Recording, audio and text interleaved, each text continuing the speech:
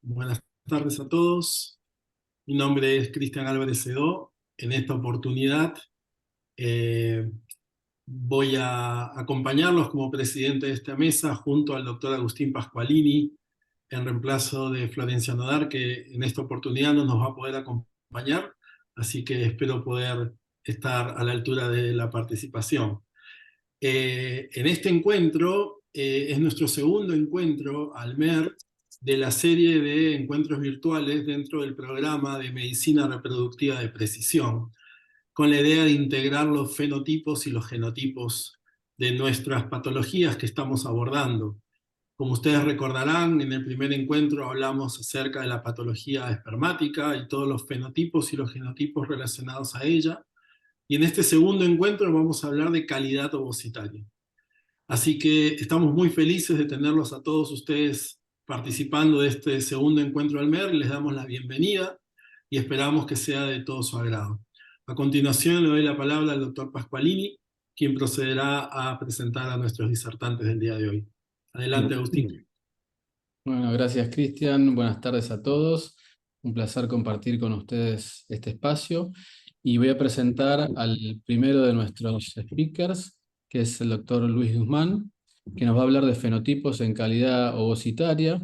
Luis es doctorado en Ciencias Biomédicas en la Universidad Libre de Bruselas, en Bélgica, es embriólogo certificado por la ESRE y actualmente es el director de los laboratorios del Grupo Pranor en Lima, Perú. Les pido que las preguntas que vayan surgiendo las pueden ir haciendo a través del chat, así nosotros las vamos a ir recogiendo para al final de las presentaciones poder hacérselas a los speakers y compartir entre todos. Muchas gracias, Luis. Adelante, cuando quieras.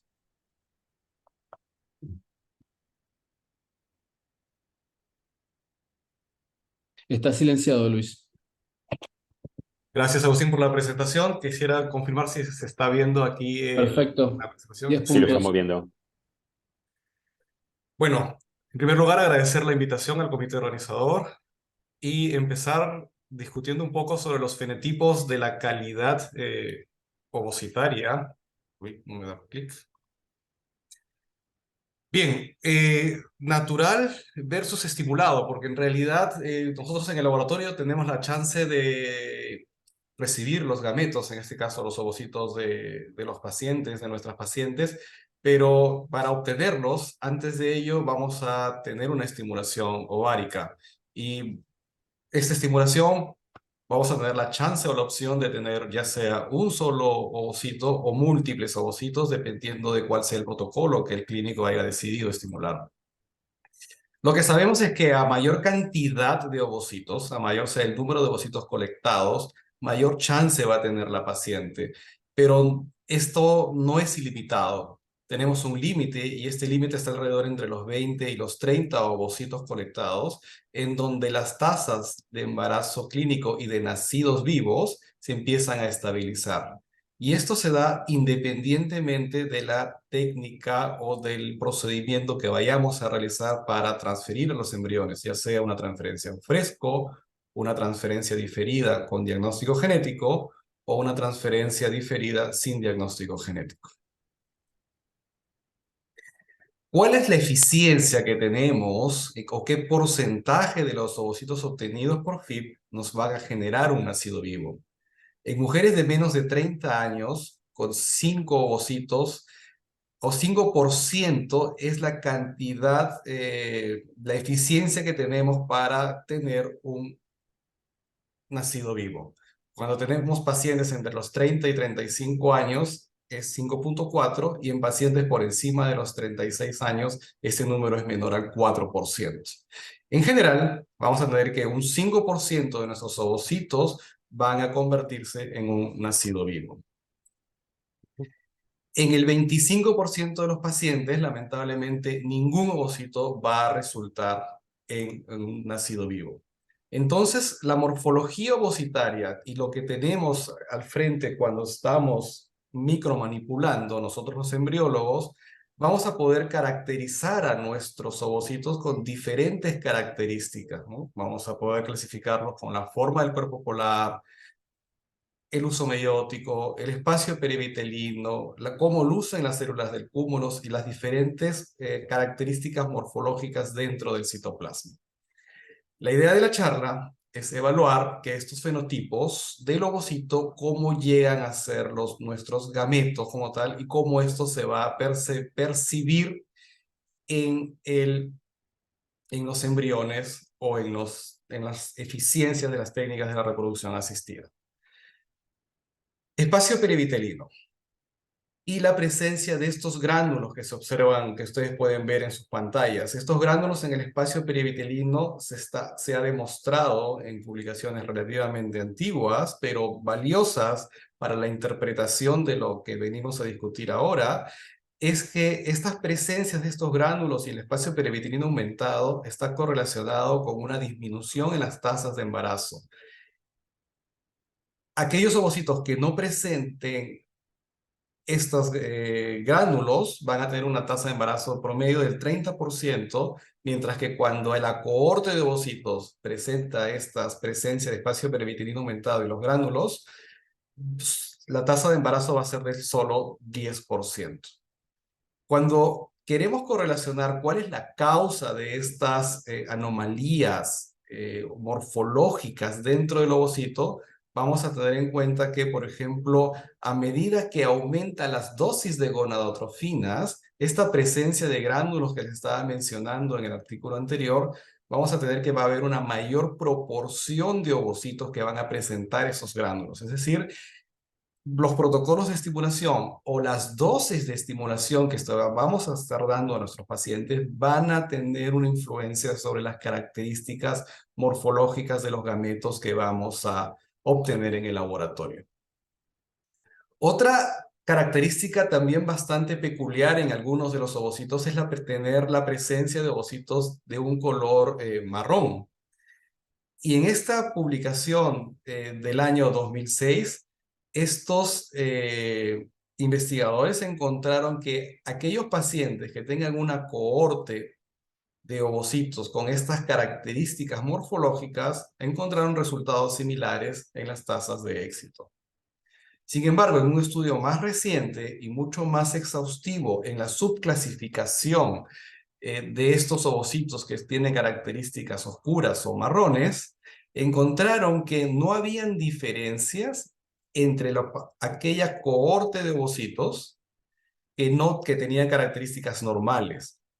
El grupo A se refiere a aquellas pacientes que tenían una mixtura, es decir, algunos ovocitos eran de característica normal y otros ovocitos tenían la característica de oscura.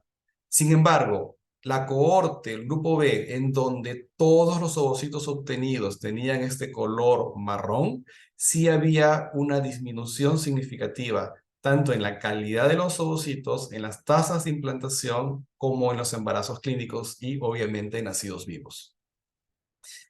Estos también hicieron un trabajo bastante interesante respecto al análisis microscópico, obviamente con microscopía electrónica, de los ovocitos que tenían esta característica. Y lo que encontraron es que si bien el número de mitocondrias por micrómetro cuadrado era el mismo entre los ovocitos control y oscuros, lo que encontraron es que había una mayor proporción de mitocondrias anormales en aquellos ovocitos que tenían esta característica oscura.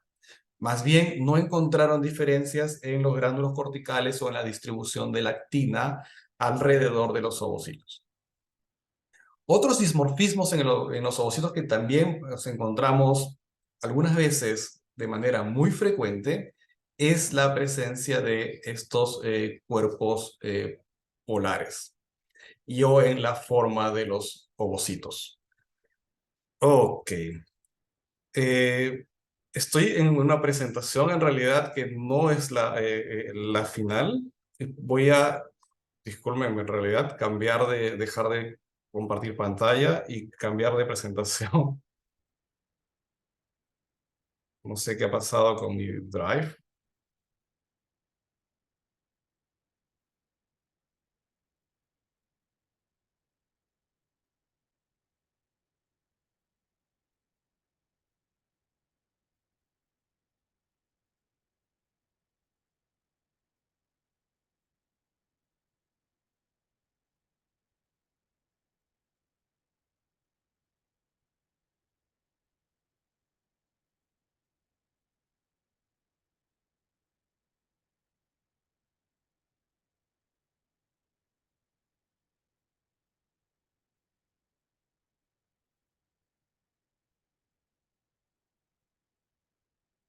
Perfecto. Bueno, seguimos hablando en realidad de los CERS, así es que no hay ningún problema y la historia va a seguir como tiene que seguir, pero es parte de la virtualidad. A veces uno tiene varios archivos que son similares.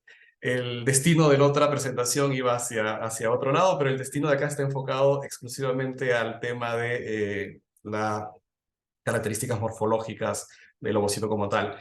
Entonces, lo que estaba diciendo es que aquellos ovocitos que también presentan las características del retículo endoplasmático liso, que es una característica bastante importante respecto a la importancia que se le ha dado en los últimos años relacionados al tema de el éxito o no tener un nacido vivo. Hasta esta publicación en el año 2011 se teníamos entendido de que la transferencia de un ovocito, de un embrión que provenga de un ovocito que presente el retículo endoplasmático liso, íbamos a tener o no íbamos a tener un nacido vivo.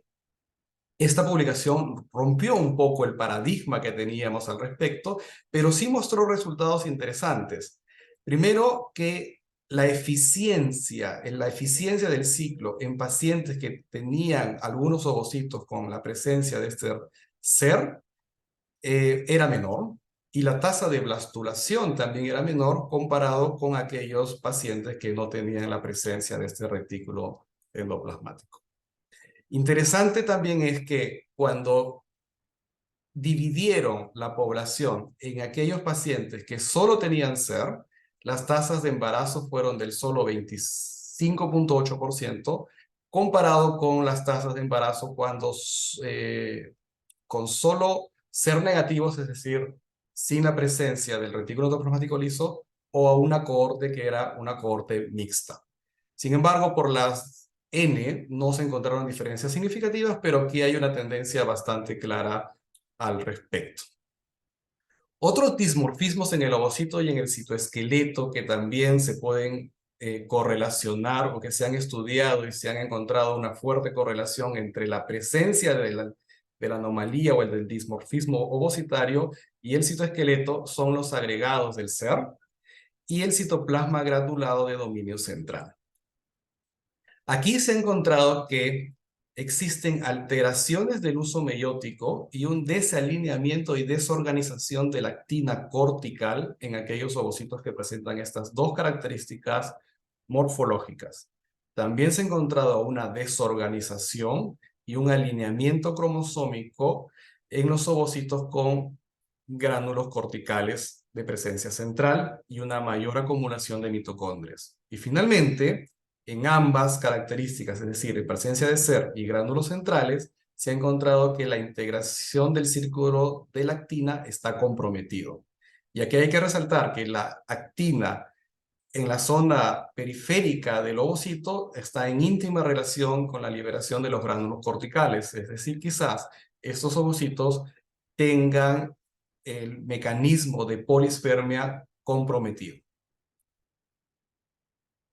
Este metaanálisis también resulta bastante interesante porque correlaciona diferentes publicaciones entre los dismorfismos de cuerpo polar gigante, espacio perivitelino aumentado, cuerpos retráctiles dentro del ovocito o la presencia de vacuolas, y cómo estos, y en todos ellos en realidad, hay una afectación y una reducción en las tasas de fecundación para cada una de estas características. Entonces, quizás cuando tengamos una cohorte y estamos aspirando, observemos estas características, ya per se estos ovocitos parten en desventaja. Al final quizás no veamos una disminución en nuestras tasas de embarazo porque vamos a tener una población mixta y obviamente aquellos ovocitos que no presenten estos dimorfismos van a ser los mejores. Pero en sí, en general, mientras más ovocitos tengamos de una cohorte de una paciente con diferentes dismorfismos, vamos a tener algún compromiso importante para el éxito reproductivo de esta paciente en particular. La presencia del uso también resulta ser muy importante, si bien no es una característica morfológica que todos podamos observarla de manera rutinaria, necesitamos tener un poloscopio para poder observarlo, sí se ha encontrado que existe una relación interesante entre el tamaño del uso y los embarazos clínicos. Desarrollo y competencia del ovocito. Es importante que, y todos, estoy seguro que todos nosotros tenemos el concepto de que el ovocito va a tener que madurar a dos niveles. Va a tener que una maduración nuclear, es decir, la capacidad de reiniciar meiosis y expulsar el cuerpo polar. Y la segunda es la capacidad del ovocito de soportar el desarrollo embrionario durante los primeros días post-fecundación. Y esta capacidad de soportar el desarrollo está dado por la maduración citoplasmática, que es, entre tanto, la acumulación de RNAs mensajeros dentro del citoplasma del ovocito. Entonces, un ovocito en promedio tiene aproximadamente 120 micrómetros de diámetro. Si uno aplica la fórmula de volumen y asumimos que el ovocito es una esfera, el volumen promedio en micrómetros cuadrados va a ser de aproximadamente 5.048 micrómetros cúbicos. Pero si un ovocito tiene una micra menos o 2 micras menos, entonces estamos hablando de una diferencia en micrómetros cúbicos bastante importante, de menos metabolitos y de menor capacidad para soportar ese desarrollo y por lo tanto menor tasa de éxito podríamos esperar de este ovocito en particular que tiene un menor tamaño. Entonces, para este caso particular, el tamaño también importa. Si hablamos de los dismorfismos y los enumeramos cada uno de ellos y hacemos una revisión bibliográfica del número de artículos científicos y la influencia que tienen ellos sobre las tasas de si tienen influencia o no encontraron diferencias significativas entre los dismorfismos evaluados, vamos a encontrar que, por ejemplo, como lucen las células del cúmulo inmediatamente posterior a la aspiración, vamos a encontrar que existe una equivalencia entre el número de estudios. 3 encuentran y 2 no encuentran una influencia.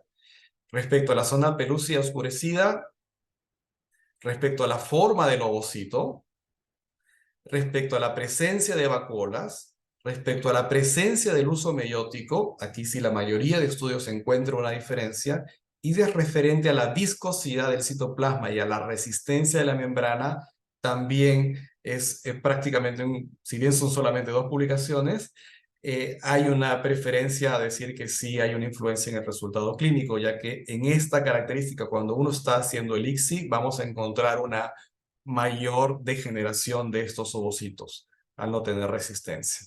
Entonces, sí, todas estas características de una u otra forma, hay una ligera tendencia a encontrar una mayor evidencia científica hacia que los dismorfismos ovocitarios van a influir los resultados clínicos en general. Sin embargo, el ovocito es importante y tiene un peso que va entre el 70 y el 80%, pero no debemos olvidar siempre los otros factores que juegan un rol, como el espermatozoide o el endometrio. Como conclusiones, el fenotipo de los ovocitos afecta los resultados clínicos. Existe una relación entre algunos fenotipos y la dosis de estimulación ovárica.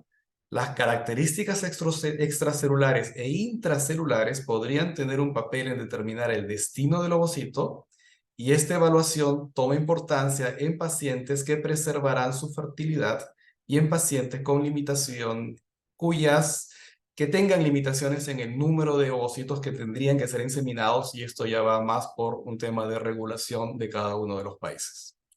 Muchas gracias. Bueno, muchas gracias Luis, muy claro, excelente el tiempo. Y ya dejaste planteado ahí la discusión entre estimulación y laboratorio, así que para eso seguramente después vamos a charlar un poco. Ahora vamos a ver la parte clínica de los ovocitos, el genotipo en calidad ovocitaria. Para ello nos va a hablar la doctora Martina Carro, que es especialista en medicina reproductiva, staff del centro CEGIR y miembro del Comité Ejecutivo de Almer.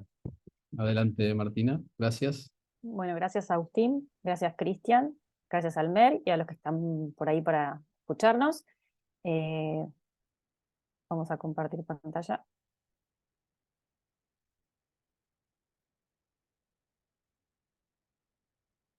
¿Se ve? Sí, perfecto. Bueno, me tocó hablar de genotipos de calidad ovocitaria. Y cuando armaba la charla pensaba, bueno, primero antes de hablar de patología, me parece que siempre está bueno empezar por lo que es correcto, lo que es normal, lo que es fisiológico. Y digo, bueno, sí, esperen que voy a correr un poquito para acá. Sí, esperen que yo no veo yo mi pantalla, ahí está. Si necesitamos o si queremos lograr un recién nacido sano en casa, sabemos que necesitamos obviamente de el encuentro del espermatozoide, un buen ovocito, un buen espermatozoide y que eso nos dé un buen embrión. Cuando esto no ocurre, obviamente estamos ante el diagnóstico de una infertilidad o una dificultad reproductiva. Esto se da en 1 de cada 6 parejas y sabemos que las causas pueden ser tanto ambientales como genéticas. Primordialmente hay un 50% de causa que está relacionado con lo genético y que dentro de lo genético podemos hablar tanto cromosómico como génico. Esperen que no pase la presentación. Ahí está. Para que la reproducción humana sea exitosa requiere de maduración de gametos, de una buena fertilización y de un acorde o también bien bueno desarrollo embrionario temprano. Ahora, cuando hablamos de maduración, voy a repetir exactamente lo mismo que dijo Luis recién. Necesitamos no solamente una maduración nuclear, no solamente necesitamos saber que tenemos un M2, sino que ese citoplasma esté acorde a eso y pueda sostener ese desarrollo embrionario. Cuando desarrollamos esto a nivel imágenes o vemos, bueno, a ver qué pasa desde la vesícula germinal hasta llegar a un 2PN o hasta un desarrollo embrionario, cuando esto o cuando alguna de las alteraciones o se produce alguna anomalía en todo este proceso, vamos a tener o una infertilidad o, bueno, si está entre un centro de fertilidad, fracasos recurrentes de un tratamiento de FIV-ICSI. Entonces podemos decir que la calidad de los ovocitos en la clínica solo puede determinarse mediante marcadores morfológicos y que en la actualidad nos faltan marcadores moleculares, que un poco buscamos esto, ¿no? A ver, estas pacientes, ¿quién no ha tenido una paciente que cuando nos encontramos en el momento de aspirar, nos encontramos con folículos vacíos? Cuando hablamos con nuestros biólogos, no fertilizó, o fertilizó menos de lo que esperábamos, o no clivó.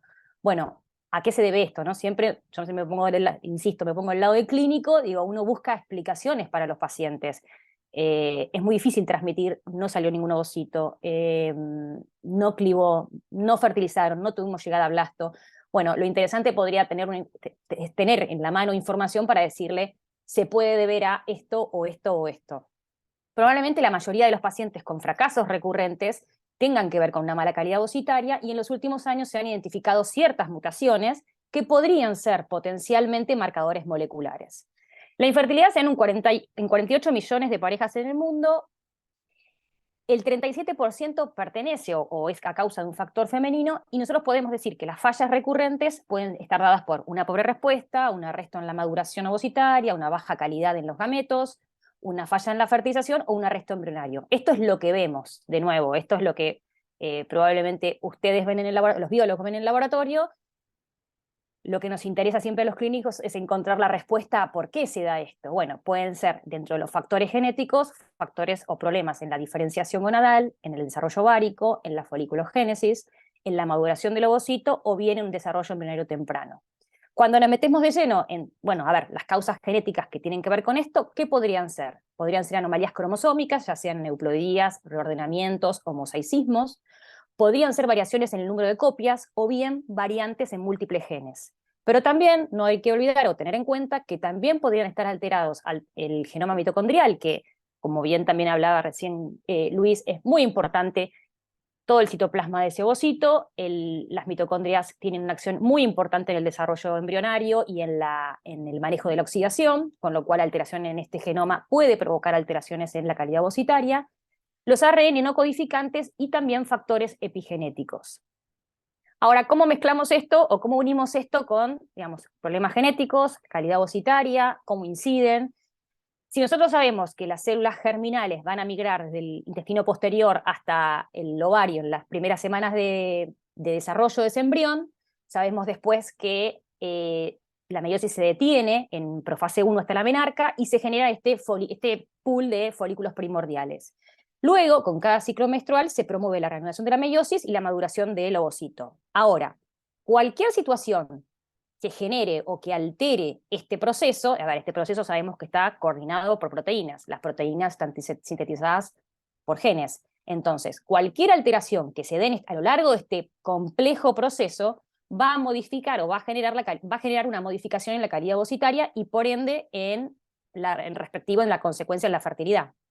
Entonces, sabemos que necesitamos un ovario competente y un buen desarrollo adecuado para que ese ovario proteja y permita el desarrollo de los ovocitos que contiene en sí. ¿Esto qué nos permite también saber? Bueno, a ver, sabemos que necesitamos una regulación inmune, que tiene que haber una regulación de apoptosis, que tiene que haber capacidad en ese ovario para reparar ADN. Las proteínas que están relacionadas con el reclutamiento tanto primario como secundario. Bueno, todas las áreas que ustedes pueden ver acá están, digamos, comandadas o generadas por proteínas. Estas proteínas están sintetizadas por genes. Y lo que se vio que cualquier alteración que se dé en alguno de estos procesos está relacionada con mutaciones génicas. Entonces, en este trabajo que ustedes ven acá arriba, de Tucker, si no me equivoco, sí, es el que demuestra cantidad de genes que se asociaron a alteraciones en estos pasos de este desarrollo ovocitario. Entonces, es fundamental que conozcamos los efectos de cada gen y las variantes para poder asociar esto con los diferentes fenotipos de calidad ovocitaria. Esto va a permitir un asesoramiento genético y un tratamiento personalizado a nuestros pacientes, y además saber que algunas variantes que han sido identificadas podrían ser potenciales marcadores moleculares, y esto nos puede permitir o nos permite determinar la calidad de los ovocitos y los embriones, los fenotipos de la detención de la maduración, las fallas en la fertilización y la detención del desarrollo embrionario. Entonces, si nosotros vemos de nuevo un esquema donde podemos ver tanto la foliculogénesis como la ovogénesis, todo el proceso que se tiene que dar fisiológicamente normal, cuando vemos que hay una alteración en estas etapas puntuales, por ejemplo, en la degeneración ovocitaria, en el momento en que tiene que provocarse en la reanudación de la meiosis, en la destrucción del cuerpo polar, bueno, en todas estas áreas, alteraciones en los genes me van a generar alteraciones proteicas, con lo cual a nivel ovocitario voy a tener o una degeneración o un arresto en M1 o una falla en la fertilización o una falla de clivaje. Ahora, en este trabajo lo que demostraron es que si esto lo pasamos o lo explicamos a nivel de etapas, maduración ovocitaria, fertilización, clivaje o desarrollo embrionario temprano, podemos ver que se han identificado más de 16 genes involucrados en cada área en particular. Entonces, por un lado uno podría hablar de los 16 genes uno por uno. Me parece que tal vez no es tan interesante, es interesante para cada uno saberlo, pero digo, no lo vamos a memorizar uno por uno, pero sí entender que si yo tengo una alteración en el gen TUB-B8, que es un gen que codifica para la síntesis de una proteína estructural de microtúbulos que tiene que ver con la destrucción del cuerpo polar, si este gen tiene una mutación, esta función no se va a cumplir correctamente y este ovocito me va a quedar arrestado en el estadio de M1. Esto se vio que pertenece al 30, o es la causa del 30% de las detenciones en M1. Si tengo una alteración en el gen TL6, tiene varios fenotipos asociados, entre ellos falla de fertilización, detención en día 3, mayor fermentación embrionaria. Pero bueno, lo que demuestra es, bueno, hay una mala síntesis de proteína por este gen, con lo cual este ovocito queda detenido o inhibido en su fertilización. O por ejemplo, bueno, las ZP1, ZP2, ZP3, que son, sabemos también que tienen que ver con la relación entre la fertilización, el ovocito y el espermatozoide, con lo cual hay una alteración afecta la unión del ovocito con el espermatozoide, alterando la fertilización. O, por ejemplo, el BTG4, que interactúa en un complejo que promueve una degradación del ARN materno, permitiendo que ese cigoto siga dividiéndose y desarrollándose normalmente. Cuando tenemos una alteración en este gen, hay una alteración, de nuevo, en esta disociación entre el ARN materno y del embrión, y me genera un embrión que no cliva, que queda detenido en 2 células. A la vista son ovocitos normales, pero a nivel de evolución es un embrión que después queda detenido. En este gráfico, que me pareció súper interesante, mostrárselos, no sé si se llega a leer bien, está toda esta información armada en un mismo cuadro. Si ustedes ven la línea de las flechas, divide de un lado y del otro. Del lado de arriba vamos a ver todos los procesos biológicos, fisiológicos, normales, desde el desarrollo ovocitario hasta el desarrollo de ese embrión. La foliculogénesis, la parte o la porción que es gonotrofina independiente, la gonotrofina independiente, todos los procesos que se tienen que dar biológicos normales para llegar a nuestro bebé sano en casa, por así decirlo.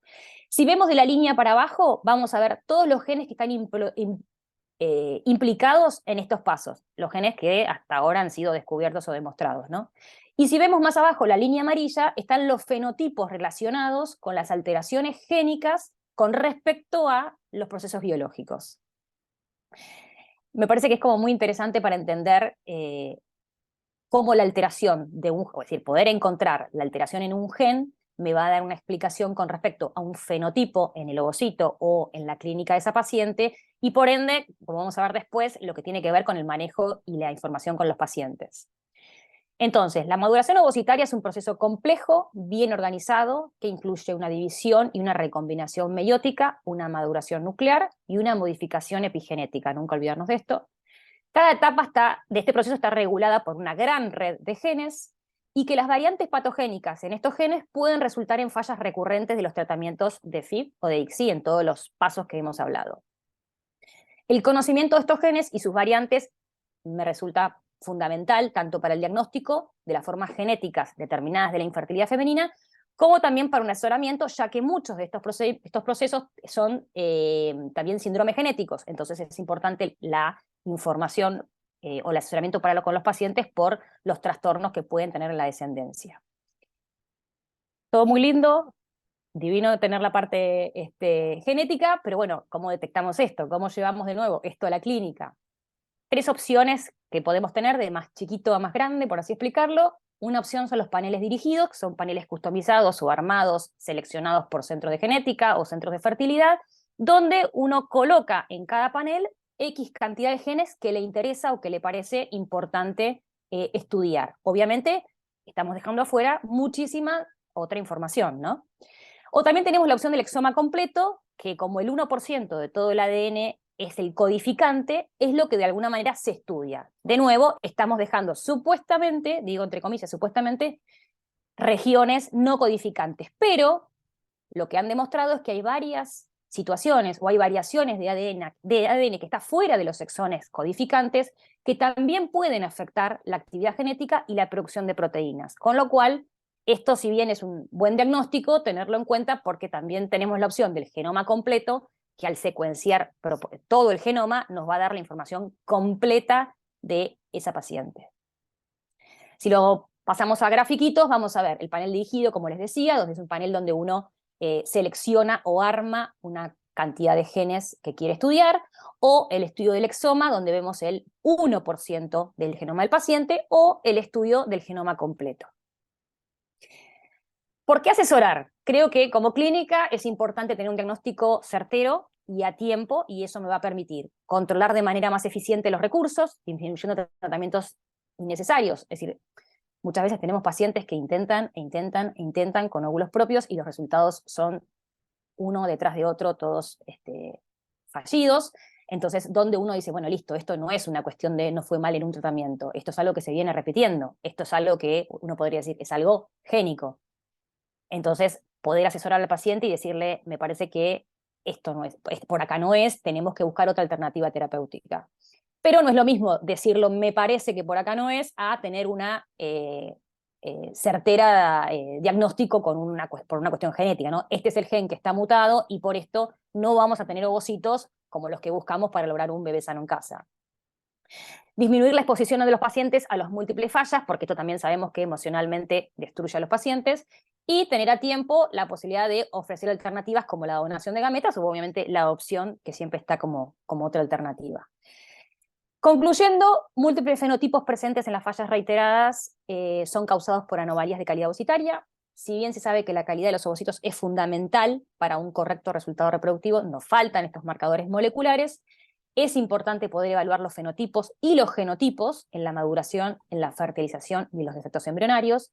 Insisto siempre en esto, que es fundamental el diálogo entre el embriólogo y el clínico. Es muy importante cuando uno sale de una aspiración con un mal resultado, poder hablar con el biólogo y que te diga cómo estaban esos ovocitos, si estaban oscuros, si tenían gránulos. Bueno, toda esta información me parece que siempre es muy rica para nuestro manejo con los pacientes. Y mediante la secuenciación del exoma completo y la secuenciación del genoma completo, podemos identificar los factores genéticos responsables de la calidad del ovocito. Y me parece que como objetivo tenemos que mejorar las tasas de éxito de los intentos de ICSI, por sobre todo en estos tratamientos con falla, proporcionar diagnósticos genéticos para los pacientes y optimizar el tratamiento de manera personalizada y precisa. Bueno, gracias. Muy buena, Martina, muy completa, excelente, gracias. Siempre con muy buen diseño. Vamos a continuar ahora con Felipe Velázquez. Perdón. Vamos a continuar ahora con Felipe Velázquez para hablar de inteligencia artificial en el monitoreo de la ovulación y cómo con la aplicación de la inteligencia artificial podemos también ayudar a mejorar los resultados en cuanto a ovocitos y obtención. Felipe es miembro de la junta directiva de MIM Fertility, que es una empresa pionera en inteligencia artificial aplicada a la medicina reproductiva y tiene más de 25 años de experiencia en áreas del cuidado de la salud y 10 años específicamente en medicina reproductiva. Gracias, Felipe. Adelante, por favor. Muchas gracias, Agustín. Pongo mi presentación. A ver. Mientras les recordamos que pueden ir haciendo preguntas a través del chat, así después las compartimos al final. Muy bien. ¿Están viendo mi pantalla? Sí, perfecto. Bueno, muchas gracias. Entonces, como decía Agustín, MIM Fertility, sí, somos una compañía que nos concentramos en la inteligencia artificial y simplemente hacemos herramientas para ayudar a los profesionales de la fertilidad a mejorar los resultados para sus pacientes y su clínica. ¿Cómo hacemos esto? Tratando de establecer nuevos estándares, no solo para el monitoreo folicular, sino también para escoger los embrios, pero hoy vamos a hablar solo de monitoreo folicular. Y también esto también trae mucha transparencia a cómo podemos comunicar y cómo podemos hablar con los pacientes, que muchos de nuestros pacientes pues se ven un poco perdidos en todo este proceso tan complejo. Y tercera forma es esta tecnología nos brinda más acceso. ¿Cómo? Hay muchas cosas. Si tienes, por ejemplo, no sé cuál es la práctica de las clínicas presentes, pero hay una práctica que es muy usada aquí en Europa, que son las clínicas satélites. Y pues este sistema nos ayuda a estandarizar ese proceso. Ahora, ¿cuáles los beneficios de esta tecnología? Primero que todo, lo que hemos encontrado es que esta tecnología, pues, hombre, es más precisa que el ojo humano, es algo natural y el tiempo en lo que procesa la información, pues, es mucho más bajo también. Esto, como he dicho, es simplemente una herramienta para ayudar a los profesionales de la salud, pero también nos ayuda a profesionales que tengan un poco menos de experiencia o si la práctica lo requiere o lo permite, de que una enfermera o un ginecólogo más junior haga el examen, pues hombre, eso te permite compartir esta data ya midiendo los ovocitos y escogiendo los ovocitos para que un doctor más experto también lo revise. ¿Qué hace la tecnología? Simplemente esto se enfoca en encontrar ovocitos. Así que no solo son los que se pueden perder por su tamaño, pero, por ejemplo, que están escondidos detrás de uno más grande, por ejemplo, o simplemente no se ha visto. ¿Cómo funciona la tecnología? Bueno, primero que todo, es agnóstica cuando viene al tipo de equipo. Puedes tener cualquier equipo, puede ser 2D, 3D, 2D, no importa.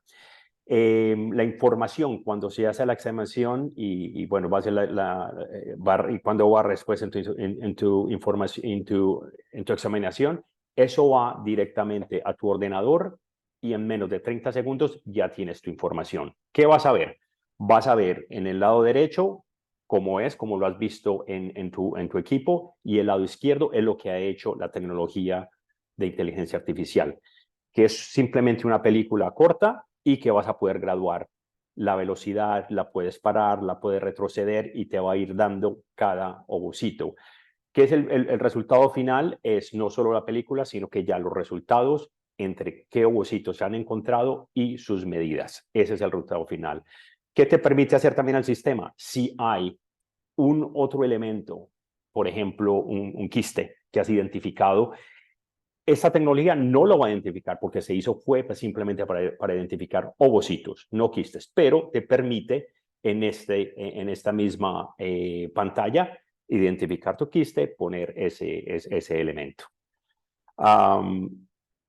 Entonces, ¿por qué creemos que esto es único? Como sabemos y como se ha dicho, de pronto algunos de estos folículos que son más pequeños también pueden dar o ser en el futuro producir un blastosis, que es darle un chance más grande a tu paciente para embarazo. Esto es parte de nuestra validación que hemos visto simplemente comparado con doctores expertos, el número de ovocitos que se han encontrado y más o menos encuentran folículos, un 30% más. ¿Sí? Y como ves en esta gráfica, los que son los más pequeños, es evidente. Pero también ayuda en otra forma. Como todos los humanos, algunos días nos levantamos un poquito más energéticos que otros, y eso también lo que hemos visto es que día a día la misma imagen, el mismo doctor experto va a ver y va a contar menos ovocitos. Este sistema, por eso estamos hablando de estandarización, nos está dando simplemente el mismo estándar 100, el 100%. A ver, nosotros hicimos esto con doctores muy expertos aquí en Europa, en Polonia específicamente, mirando 2000 videos de ultrasonido y confirmando su medición. Y aquí fue cuando encontramos el mismo experto, la misma imagen y tener un poquito de desviación en lo que encontraban. Entonces, ¿cómo vemos esto al final del día? ¿Cómo ayuda a los profesionales y al paciente? Primero que todo, pues acelera el proceso. Un producto que va a venir próximamente, que es simplemente la predicción del trigger, eso ya viene, pero también en la forma que está ya le ayuda al doctor a hacer de pronto una mejor decisión en cuándo es el tiempo óptimo. Y también permite para estas clínicas, como te digo, que tienen clínicas satélites o en otros países, para gente que viene de otros países, pues permite otros ginecólogos que no son tan expertos hacer la examinación, compartir esa data y tener esa misma data contigo. Solo el hecho de encontrar más folículos que potencialmente puedan ser blastosis, pues nos lleva a simplemente un potencial a mejorar la tasa de embarazo. Depende cómo se usen los servicios, y cuando tienes varias clínicas o en red, pues ayuda a estandarizar el proceso, que te ayuda en tu tiempo de estandarización. Y bueno, disminuye también el tiempo de espera, esperamos a los pacientes, y como las clínicas escogerán, pueden compartir esta información con sus pacientes si lo quieren o no, pero todos los reportes ya la clínica decidirá, pero son una de nuestras intenciones es tener más claridad con los pacientes en su viaje de fertilidad. Bueno, eso es todo que tenía a contarles hoy. Muchas gracias y atento a cualquier pregunta.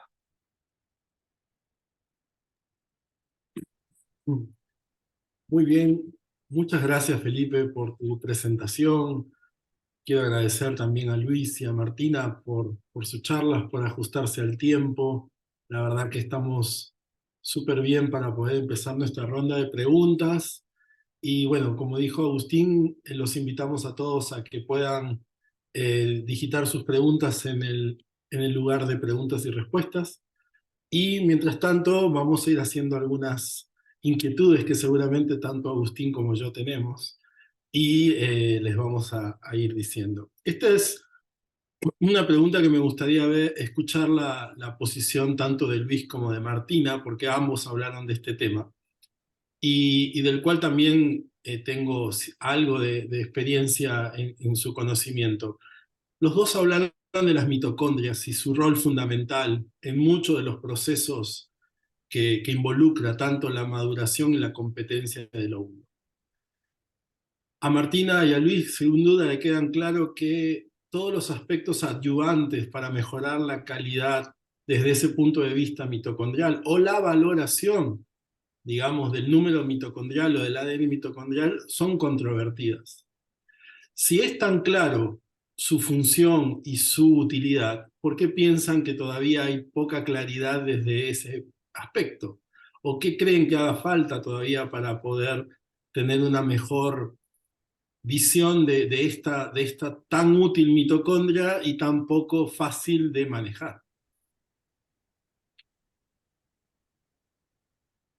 Interesante pregunta, Cristian, pero a ver, lo que se mencionó es que nadie va a discutir la importancia de la mitocondria que tiene para la función del ovocito y obviamente durante estos 3 primeros días de desarrollo, sobre todo. Sabemos que las mitocondrias no aumentan su tamaño, perdón, no aumentan su número tampoco, no se replican dentro del ovocito y muy por el contrario, cada división celular se van dividiendo en el número hasta que llega al estadio de blastocisto. Entonces, dicho esto, la mitocondria es importante y su función dentro de la célula, en este caso el ovocito, es ultra importante. Entonces, una mitocondria que no cumple su función, como la que mencioné en el trabajo donde publican que estos ovocitos que tienen color marrón tienen mitocondrias amorfas, que por lo tanto no cumplirían una función correcta, van a terminar en embriones de mala calidad o que no van a llegar al estadio de blastocisto. La otra cosa es la interpretación del número, es decir, la aplicación clínica, que significa que algunos test cuantifican cuánto DNA mitocondrial. La cantidad de ADN de cada una de las mitocondrias es la misma. Es una sola copia del ADN. Imaginemos que sea una sola copia de ADN por cada una de estas mitocondrias.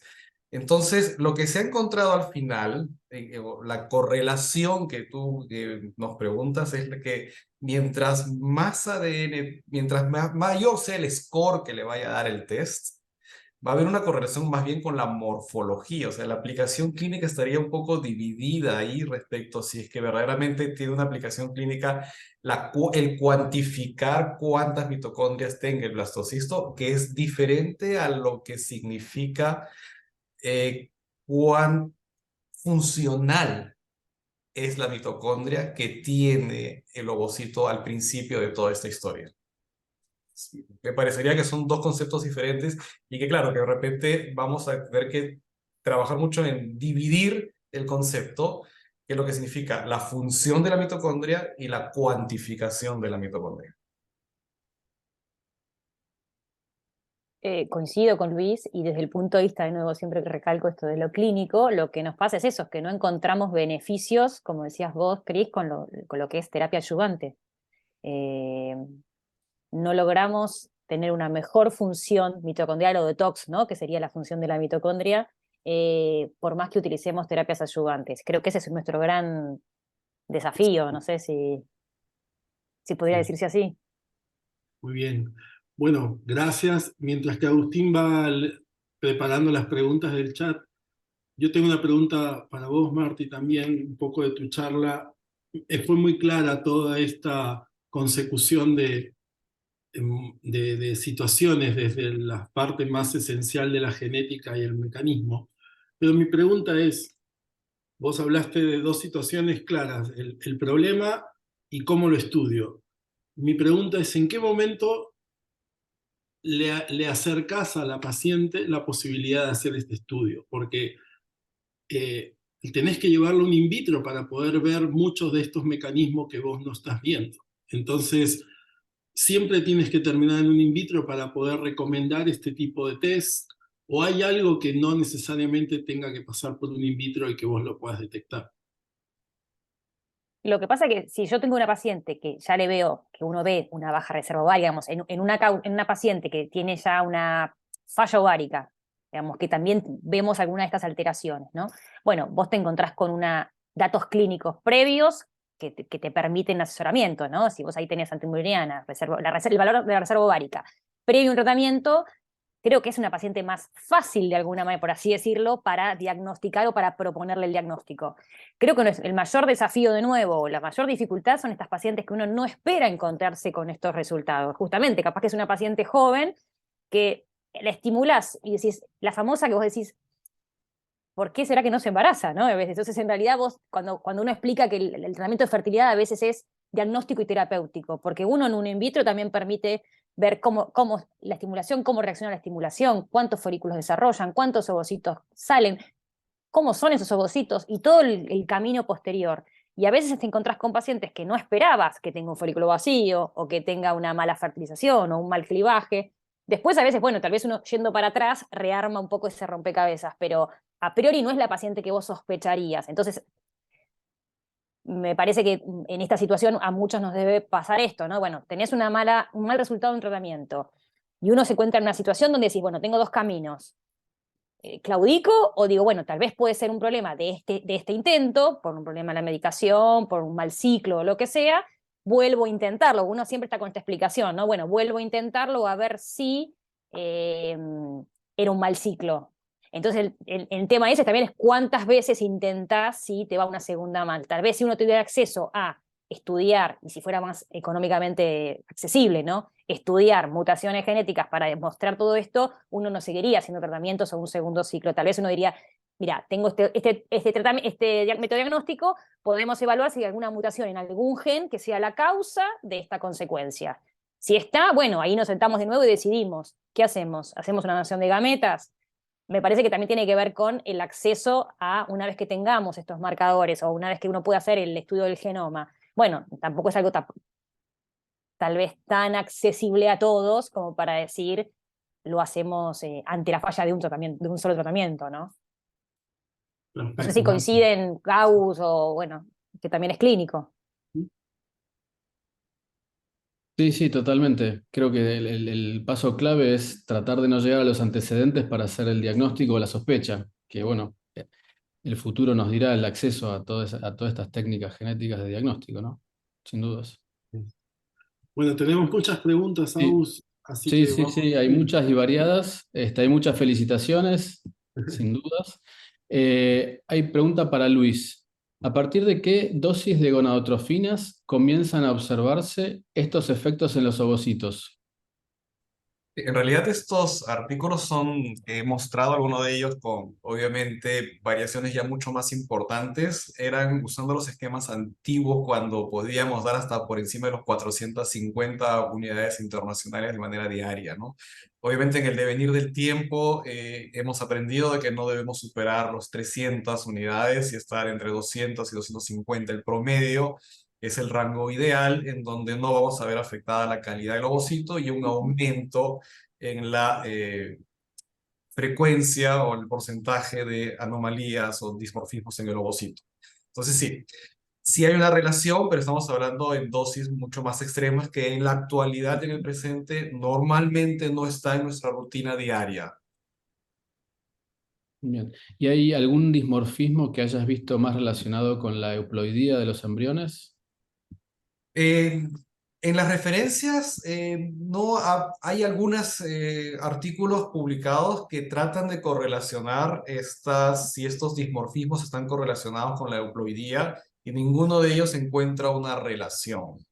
Pero aquí hay que tener algo importante en la interpretación de esta respuesta, porque resulta que aquellos embriones que llegan a blastocistos van a quizás provenir de ovocitos de esa cohorte normal.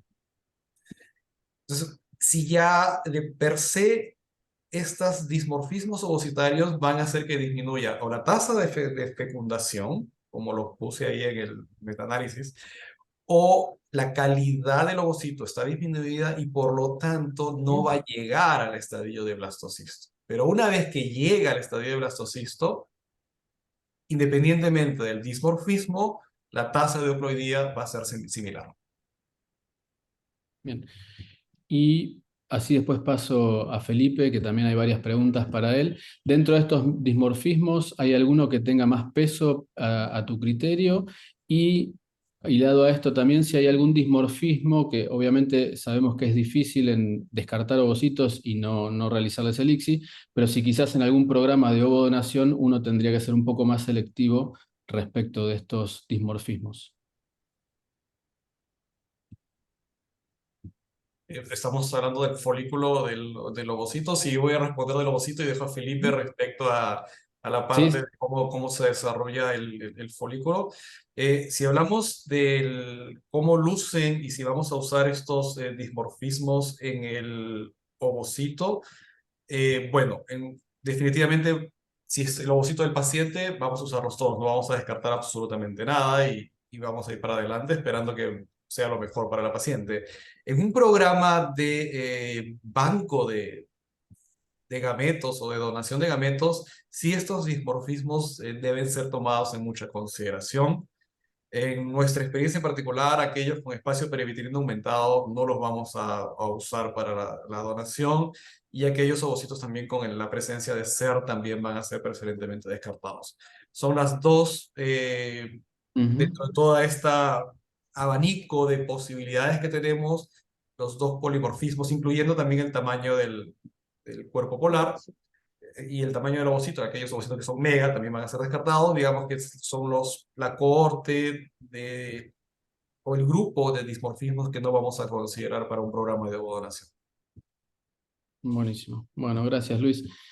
Felipe, algunas preguntas para vos. Algunas más directas de cómo se adquiere cómo se adquiere el Foliscan, pero yo quería preguntarte respecto de eso, o sea, ¿es un hardware? ¿Es un software? ¿Se necesita algún equipamiento extra además de un ecógrafo? ¿Y cómo aplica la inteligencia artificial para después dar los resultados, un poco de la técnica interna del software? Sí, bueno, el software no hay necesidad de instalar nada, absolutamente nada, todo viene en la nube.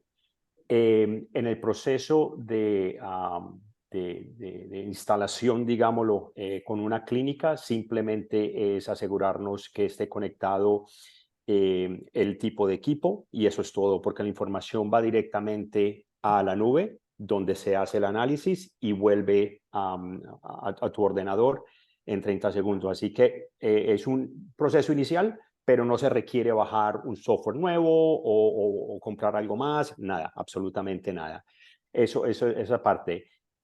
Todo el algoritmo pasa en la nube en nuestros servidores en Polonia, que es donde tenemos toda la data, ¿sí? Que el algoritmo ha aprendido de cómo medir un folículo y cómo medirlos y cómo medirlos. También el sistema, y sabemos que las clínicas, algunos la miden con las dos medidas, las dos transversales o la otra las diagonales. El AI hace las dos, así que tiene la opción de tomar la medida que quieras.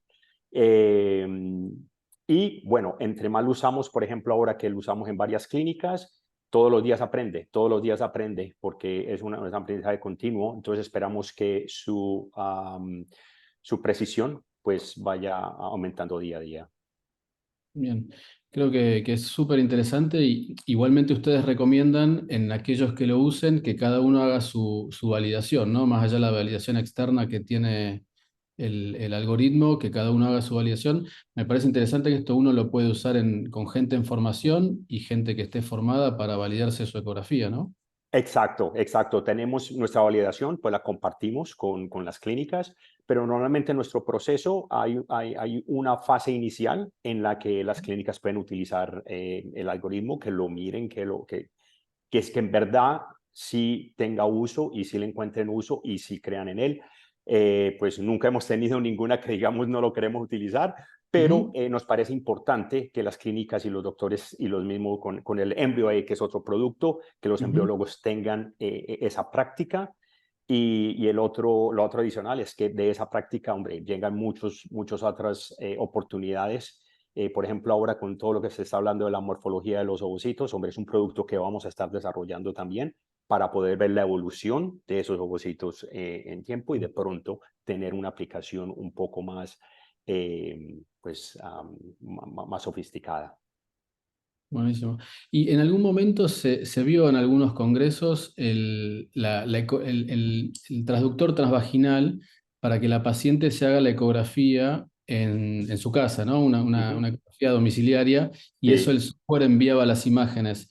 ¿Esto han pensado algo para ese tipo de aplicación? ¿O por ahora Sí. es solamente para que lo haga un médico?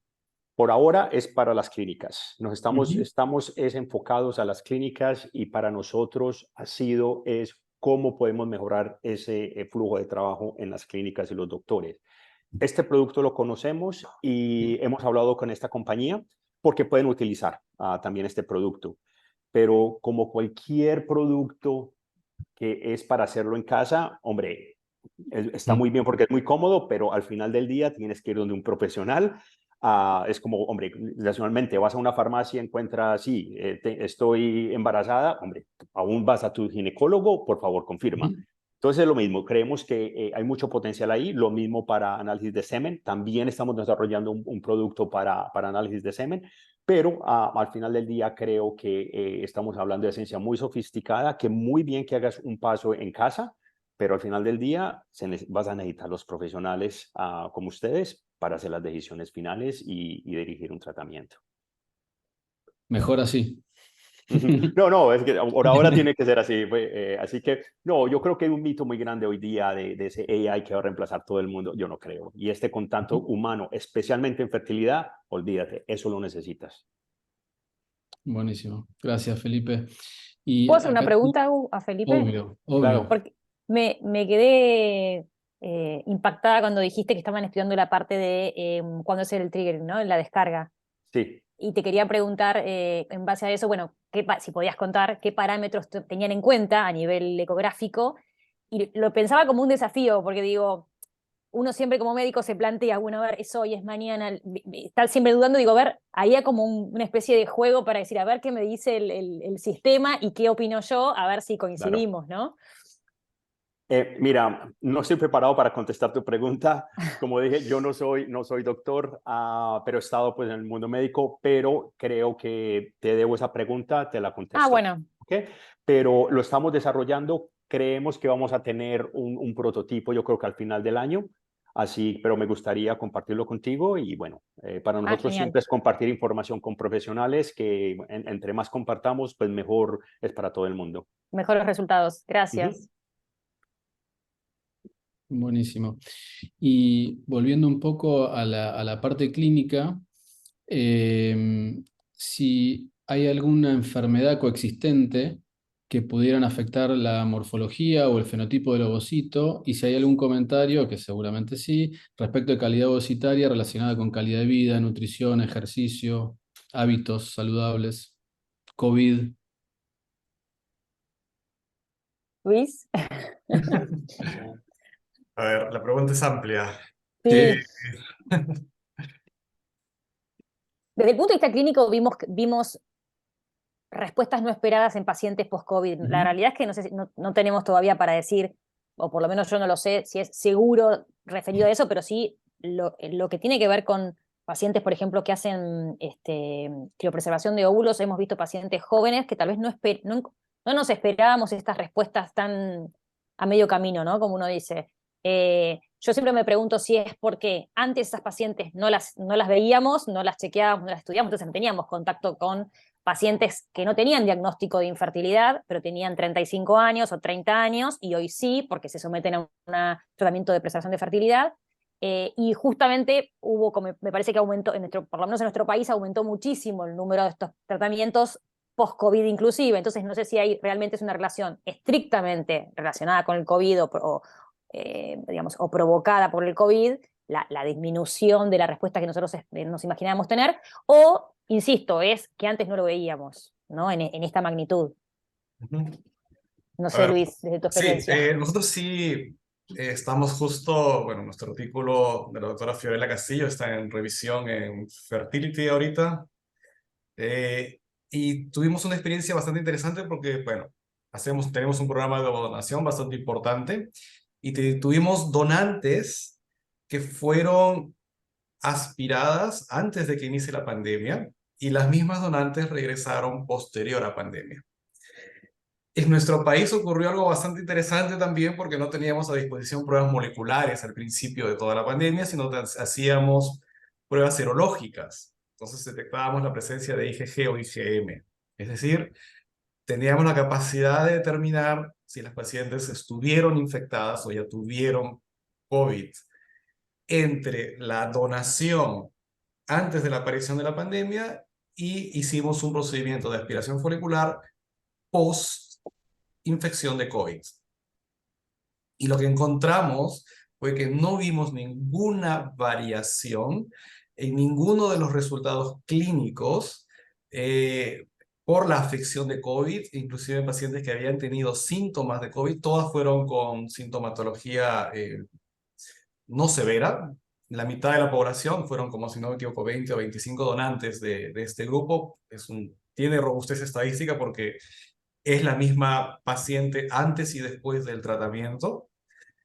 Y no encontramos diferencias, lo cual en realidad nos da un alivio terrible.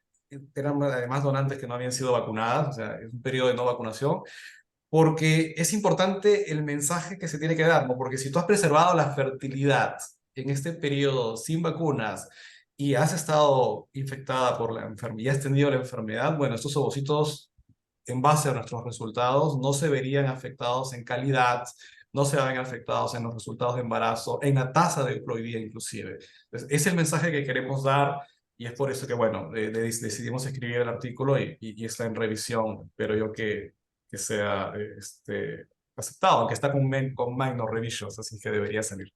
Eso respecto a COVID. Respecto a las enfermedades, sí tenemos que tener en cuenta que existe el mieloma hormonal, ¿no? Es decir, hay algunas características como con pacientes con síndrome de ovario poliquístico, son estas pacientes que vamos a tener muchos ovocitos, pero al final vamos a terminar con una siempre disminuida tasa de blasturación. Y quizás sea todas estas características como el hiperandrogenismo o desórdenes como la resistencia a la insulina o como quizás unos mal funcionamiento de la tiroides o elevados niveles de TSH que podrían estar relacionados con estos dismorfismos que vamos a encontrar en los ovocitos. Y obviamente afectando todo lo que significa el desarrollo embrionario y las posibles tasas de éxito en nuestros pacientes. Sí. Gracias. Gracias. A propósito de eso, Luis, de lo que acabas de decir, la verdad una de tus primeras diapositivas me llamó mucho la atención porque tiraste un porcentaje bastante impactante de ovocitos competentes. Dijiste que el 5% de los ovocitos son competentes. ¿Nos podrías explicar un poquito esto? ¿A qué te referís? Me refería a la capacidad, el 5% de los ovocitos que vamos a colectar en el laboratorio se van a convertir en un bebé nacido en casa. Esa es la eficiencia que tenemos en la actualidad, independientemente de la edad. Claro, un poco más de 5 en mujeres jóvenes, menores de 35 años, y por encima de los 38, solo un 3.8%. Es el cálculo que estos autores tienen como evidencia respecto a cuál es la eficiencia y la capacidad de transformar un gameto femenino en un bebé. Y otro dato mucho más interesante es que esto sirve para el 75% de la población. El otro 25% lamentablemente no va a lograr el éxito. Perfecto. Aus, ¿tenemos alguna más? No, las preguntas están todas respondidas. Están todas.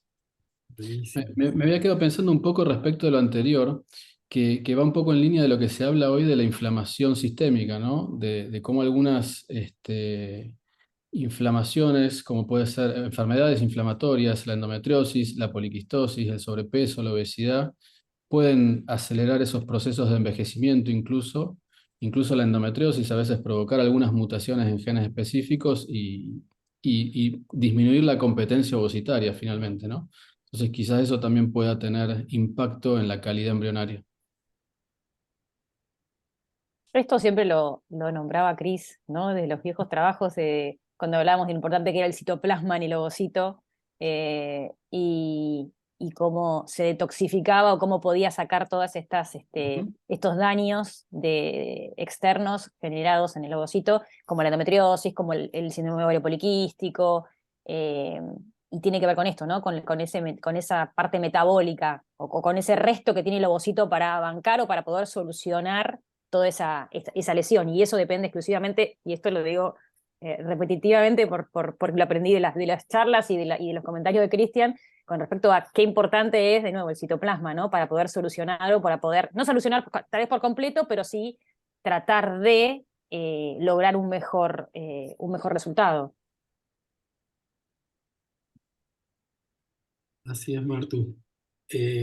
Solo quería agregar un comentario a tu charla, Marti, que me pareció muy buena. Como te decía, en una diapositiva vos mostraste esta transición de los paneles, pasando por el exoma y pasando por la secuenciación de genoma completo. Una de las grandes cuestiones que tiene eso, si bien es cierto, desde el punto de vista abarcativo es muy interesante, es el temor a estas cuestiones relacionadas a las variantes de significado incierto, ¿no? Porque cuando uno hace un panel dirigido, de alguna forma, uno sabe ya lo que va a ir a buscar y tiene como mayor certeza de eso. Cuando uno amplía este escenario, aparecen cosas que por ahí no tienen tanta replicación clínica.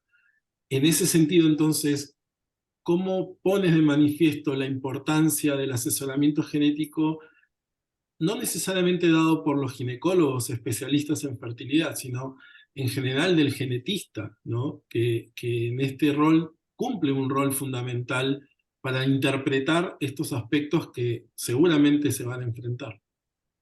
Sí, uno de los papers que había leído terminaba con esto, ¿no? Como que lo importante del trabajo multidisciplinario, porque en esto estaban los biólogos, los genetistas, los clínicos, cuán importante es para poder asesorar al paciente el papel de todos, ¿no? En todo esto. Y me parece que es como un poco este famoso el que busca encuentra. Entonces, en realidad, en un test o en un estudio donde tenemos tanta información que tal vez uno no va a buscar, lo difícil de manejarla, ¿no? Lo difícil de decir, bueno, mira, esto no sé cómo puede repercutir, o inclusive enterarse de cosas que tal vez el paciente no quiere enterarse, que eso es la parte de la balanza esta, hasta dónde estudiamos o qué pedimos, cuando uno tiene información de más, ¿qué hace con esa información?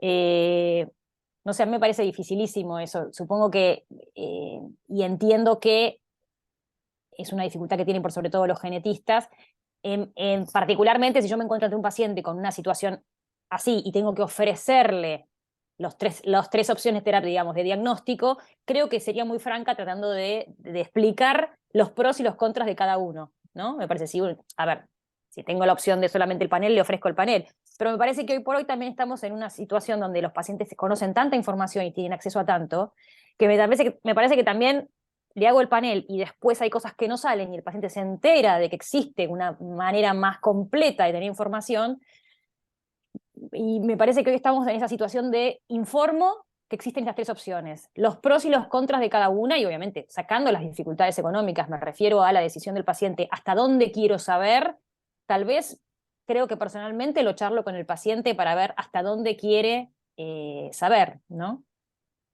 Inclusive hay muchas veces que nos pasa hoy con los pacientes que tienen una falla ovárica y tal vez uno le propone hacer alguna mutación de un gen en el FRAX, hasta ahora teníamos ese solo, o hoy un panel que está más accesible, y la realidad es que muchos pacientes también deciden, si esto no me va a dar una solución, tampoco me interesa mucho hacerlo. Eso es real también, ¿no? Muchos pacientes dicen, a ver, esto me permite encontrar el problema y lo puedo solucionar, y no, es para ponerle el título. Y entonces, eso es real. Creo que a veces somos más nosotros los que buscamos, porque queremos tener el título o la causa de, ¿no? Conocerle y ponerle como el moño un poco a la situación. Así es. Es verdad que muchas de estas patologías no pueden ser moduladas por el lado clínico y tiene esa dificultad, y bueno, queda en conocer el diagnóstico por sí mismo y como decís vos, ponerle un título a la patología y sabemos que hasta ahí podemos llegar. Así que, pero bueno, es muy interesante tu reflexión, Marty, porque sin duda que esto es algo que está muy disponible hoy en día, pero que al mismo tiempo tiene que ser usado con toda la Cautela. responsabilidad. Y exactamente, ¿no? Así que creo que eso es muy importante también como mensaje para todos los que están aquí escuchándonos, para que tengamos estos cuidados y consejos de parte tanto de genetistas, clínicos, biólogos, etc. Así que, bueno, y hablando de moño, Marty, simplemente decirles de mi parte, y ya lo dejo a Agustín para el cierre, agradecerle a Felipe, a Luis y a Martina, y un placer compartir con vos, Agustín, esta sesión tan bonita, tan científicamente rica e innovadora. Bueno, que desde Almer estamos muy contentos de seguir aportando al conocimiento, a la vanguardia y a esta interacción tan interesante entre la ciencia, la técnica y la biología y la medicina. Así que muchas gracias a todos por estar aquí y lo dejo a Agustín para el cierre y que nos cuente alguna novedad. Bueno, Gracias. muchas gracias, Chris. Gracias de nuevo a los speakers por estar, impecable. Gracias a todos los que se quedaron hasta esta hora.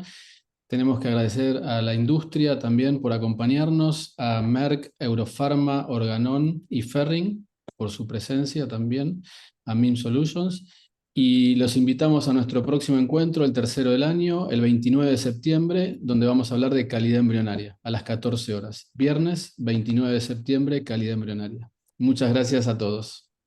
Gracias. Nos vemos. Gracias a todos. Gracias.